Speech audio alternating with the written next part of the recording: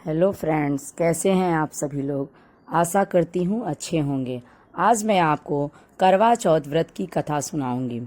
करवा चौथ के व्रत संबंध में कई लोक कथाएं प्रचलित हैं। आज मैं आपको 4 कथाएं सुनाऊंगी। करवा चौथ की पौराणिक व्रत कथा। एक बार पांडु पुत्र अर्जुन तपस्या करने नीलगिरी नामक पर्वत पर गए। इधर द्रौपदी बहुत परेशान थीं।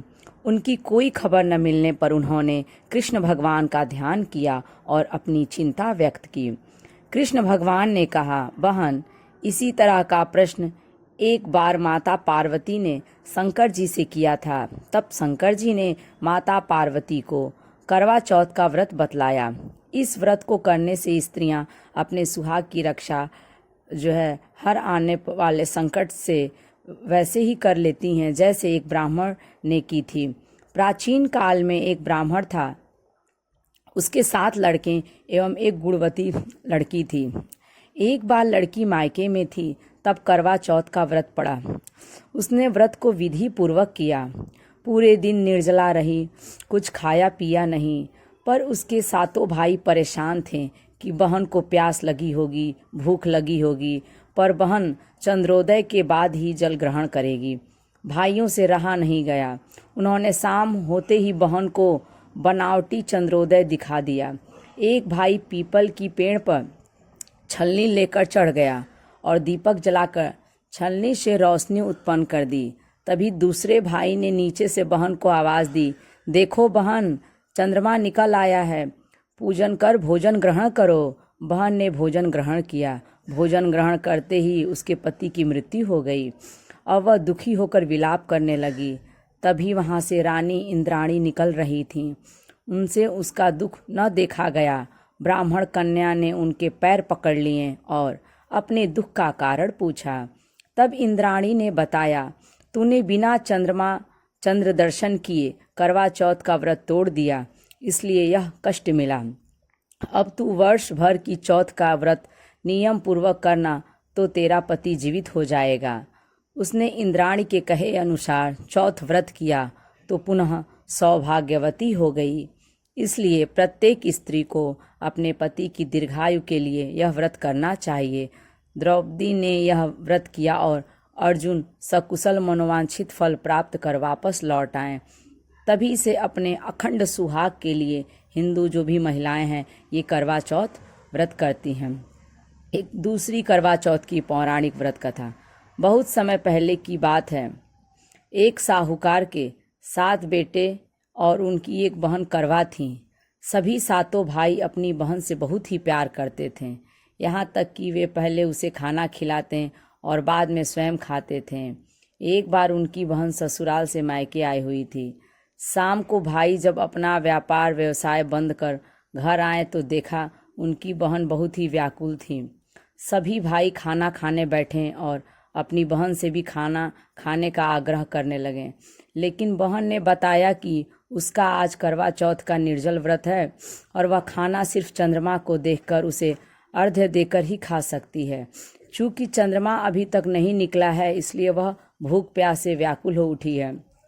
सबसे छोटे भाई को अपनी बहन की हालत देखी नहीं जाती और वह दूर पीपल के पेड़ पर एक दीपक जलाकर चलनी की ओट में रख देता है। दूर से देखने पर वह ऐसा प्रतीत होता है जैसे चतुर्थी का चांद उदित हो रहा हो। इसके बाद भाई अपनी बहन को बताता है कि चांद निकल आया है, तुम उसे अर्घ्य देने के बाद भोजन कर सकती हो।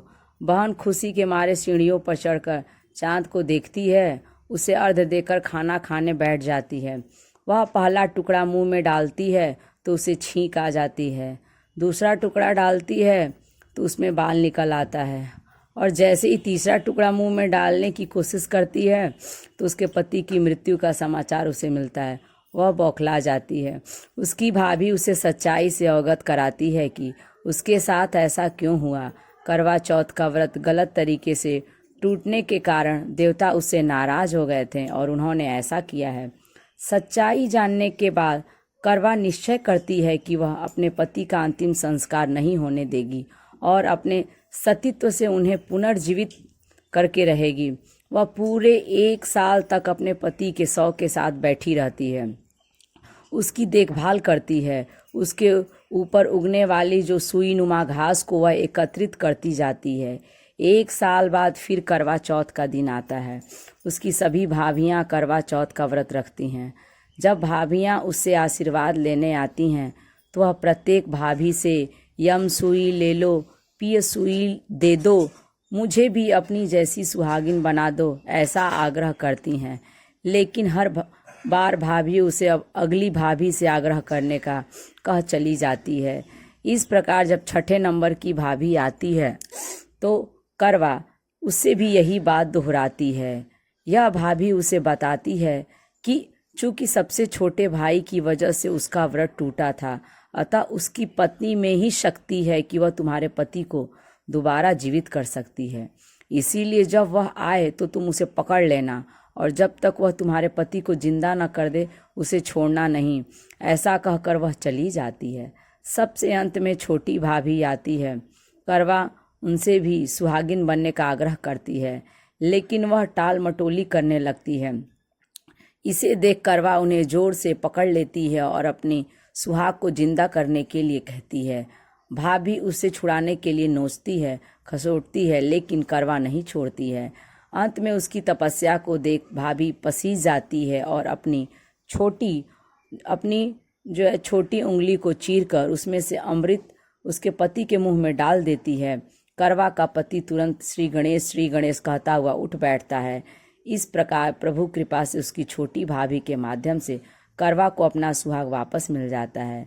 हे श्री गणेश माँ गौरी, जिस प्रकार करवा को क्षीर सुहागन का वरदान आपसे मिला है, वैसा ही सब सुहागिनों को मिले। करवा चौथ की एक और पौराणिक व्रत कथा। इस कथा का सार यह है कि शाकप्रस्थपुर वेद धर्मा ब्राह्मण की विवाहिता पुत्री वीरवती ने करवा चौथ का व्रत किया था। नियम अनुसार उसे चंद्रोदय के बाद भोजन करना था, परंतु उससे भूख नहीं सही गई और वह व्याकुल हो उठी। उसके भाइयों ने अपनी बहन की व्याकुलता नहीं देखी गई और उन्होंने पीपल की आड़ में आतिशबाजी का सुंदर प्रकाश फैलाकर चंद्रोदय दिखा दिया और वीरवती को भोजन करा दिया। परिणाम यह हुआ कि उसका पति तत्काल अदृश्य हो गया। अधीर वीरवती ने 12 महीने तक प्रत्येक चतुर्थी को व्रत रखा और करवा चौथ के दिन उसकी तपस्या से उसका पति पुनः प्राप्त हो गया। करवा चौथ की एक और पौराणिक कथा। पुराणों के अनुसार करवा नाम की एक प्रतिव्रता धोबिन अपने पति के साथ तुंगभद्रा नदी के किनारे स्थित गांव में रहती थी। उसका पति बूढ़ा और निर्बल था। एक दिन जब वह नदी के किनारे कपड़े धो रहा था, तभी अचानक एक मगरमच्छ वहां आया और धोबी के पैर अपने दांतों में दबाकर यमलोक की ओर ले जाने लगा। वृद्ध पति यह देख घबराया और जब उससे कुछ कहते नहीं बना तो वह करवा करवा कहकर अपनी पत्नी को पुकारने लगा। पति की पुकार सुनकर धोबिन करवा वहां पहुंची तो मगरमच्छ उसके पति को यमलोक पहुंचाने ही वाला था। तब करवा ने मगर को कच्चे धागे से बांध दिया और मगरमच्छ को लेकर यमराज के द्वार पहुंची। उसने यमराज से अपने पति की रक्षा की गुहार लगाई और साथ ही यह भी कहा कि मगरमच्छ को उसके इस कार्य के लिए कठिन से कठिन दंड देने का आग्रह किया और बोली, हे भगवान, मगरमच्छ ने मेरे पति के पैर पकड़ लिए हैं। आप मगरमच्छ को इस अपराध के दंड स्वरूप नरक भेज दो। करवा की पुकार सुन यमराज ने कहा, अभी मगर की आयु शेष है, मैं उसे अभी यमलोक नहीं भेज सकता। इस पर करवा ने कहा, अगर आपने मेरे पति को बचाने में मेरी सहायता नहीं की तो मैं आपको श्राप दूंगी और नष्ट कर दूंगी। करवा का साहस देख यमराज भी डर गए और मगर को यमपुरी भेज दिया। साथ ही करवा के पति को दीर्घायु होने का वरदान दिया। तब से कार्तिक कृष्ण की चतुर्थी को करवा चौथ का व्रत प्रचलन में आया। इसे इस आधुनिक युग में भी महिलाएं अपनी पूरी भक्ति भाव के साथ करती हैं और भगवान से अपनी पति की लंबी उम्र की कामना करती हैं।